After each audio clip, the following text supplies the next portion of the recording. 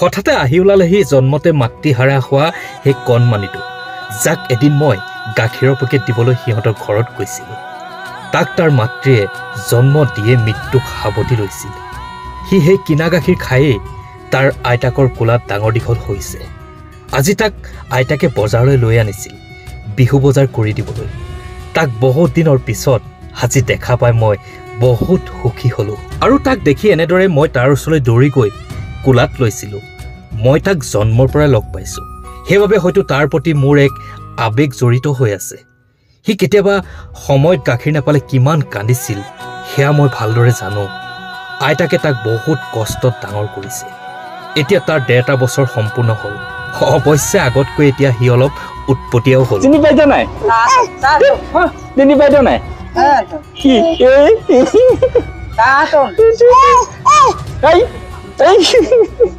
কাপোৰ কিনিব লাগিব আজি, বিহু কাপোৰ দেই। লবি নাই বিহু কাপোৰ? লবি নাই আজি? লবি? নতুন কাপোৰ কিনি দিম দেই, বিহু কাপোৰ দেই। এই ল'ৰাটো যে দেখিছে অলপ দিনৰ আগত দেখাইছিলোঁ, ইয়াৰ মাক সৰুতে ঢুকাইছিলে কেঁচুৱাতে। গাখীৰ দিছিলোঁগৈ যে, আজি ভাবিছোঁ ইয়াক বিহু কাপোৰ কিনি দিম। মানে ই আহিছে আজি এই আইতাকৰ লগত, বিহু কাপোৰ কিনি দিম। ঐ বাবা, এই কেনে কৈছা?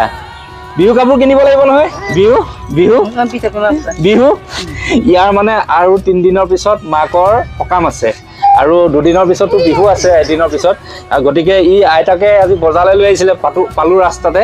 সেইবাবে তাক আজি বিহু বজাৰটো মই কৰি দিম। যিহেতু আপোনালোকে দেখিছিলে ভিডিঅ'টো, বহুত মানুহে চাইছিলে, ইয়াক মই গাখীৰৰ পেকেট দিছিলোঁ। আজি ভাবিছোঁ বিহু বজাৰটো ইয়াক কৰি দিওঁ। তাক লগত লৈ এনেদৰে তাৰ বাবে কিবা এটা কিনি দিবলৈ ওচৰৰ দোকান এখনলৈ আগুৱাই গৈছোঁ। সিও থুনুক থানাক খোজেৰে আইতাকৰ হাতত ধৰি ধুনীয়াকৈ আগুৱাই গৈছে। সঁচাকৈ বৰ মৰম লাগিছে আজি তাক। সৰুৰে পৰা মাতৃৰ মুখ নেদেখা ল'ৰাটো যে ইমান সুস্বাস্থ্যৰে ডাঙৰ হৈছে ভাবিলে কিবা এটা ভাল লাগে। হয়তো প্ৰতিটো খোজতে ভগৱানে তাক লগ দি আহিছে। হয়তো তাৰ মাতৃ কাষত নাই যদিও আঁতৰ পৰাই তেওঁ তাক ভালদৰে চাই আছে। সি এনেদৰে ভালে থকাটো মই ভগৱানৰ ওচৰত আৰু মই অন্তৰৰ পৰা কামনা কৰোঁ। সি ভালে থাকিলে মোৰ ভাল লাগিব। কাপোৰ কাপোৰ কাপোৰ বিহু কাপোৰ এবিনে এবিনে এবিনে যা।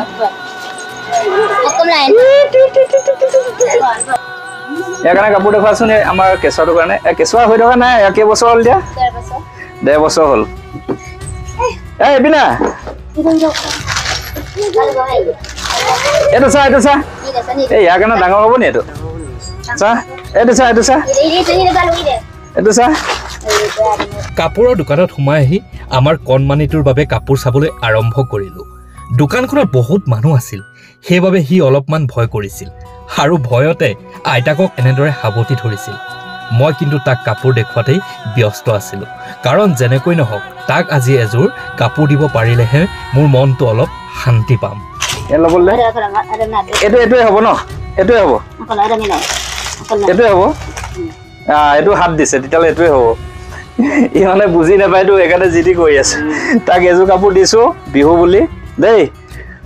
মনত ৰাখিবি মোক কাকো দেই, পাহৰি নাযাবি। পাহৰিবি নি? পাহৰিবি নি?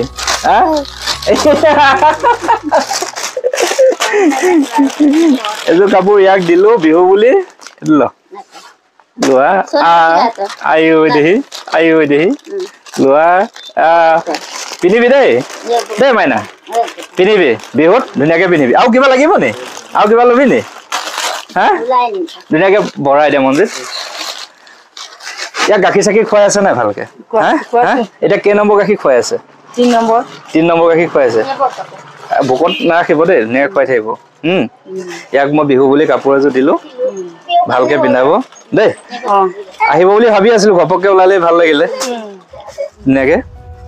হাতত কাপোৰযোৰ লৈ সি এৰি নিদিয়া হ'ল।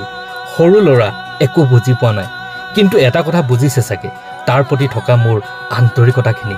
সেইবাবে হয়তো তাক দিয়া কাপোৰযোৰ সি নিজেই লৈ যাব বিচাৰিছে। ভগৱানৰ ওচৰত এটাই প্ৰাৰ্থনা যে আজি তাক 1.5 বছৰে তাক যেনেকৈ ভালদৰে আগুৱাই নিছে, ভৱিষ্যতো যেন তাক আগুৱাই নিয়ে। জন্মৰে পৰা সি বহুত কষ্টত ডাঙৰ হৈছে তাৰ মাতৃৰ অবিহনে। আইতাকে তাৰ বাবে বহুত কষ্ট কৰিছে। তাৰ গাখীৰ যোগাৰ কৰিবলৈ কেতিয়াবা মানুহৰ ঘৰত দিন হাজিৰা কৰিবলৈ যাবলগীয়া হৈছে, কাৰণ 1 পেকেট গাখীৰৰ দাম প্ৰায় 450 টকা, আৰু তেনেকুৱা গাখীৰৰ পেকেট মাহেকত 9টা লাগে। সেইবাবে মই তাক গাখীৰৰ পেকেট দি এদিন সহায় কৰিছিলোঁ। সদায় ভালে থাকা বাবু। আৰু শেষত সকলো বজাৰ শেষ কৰি সি এনেদৰে আইতাকৰ কোলাত উঠি ঘৰ মোৱা হ'ল। সি যেন আইতাকৰ কোলাতে তাৰ সৰগখন ঢুকি পায়। আইতাকে তাৰ বাবে সকলো। সদায় ভালে থাকক সি। আইতাকৰ মৰমত সি সদায় ডাঙৰ হওক এনেদৰে।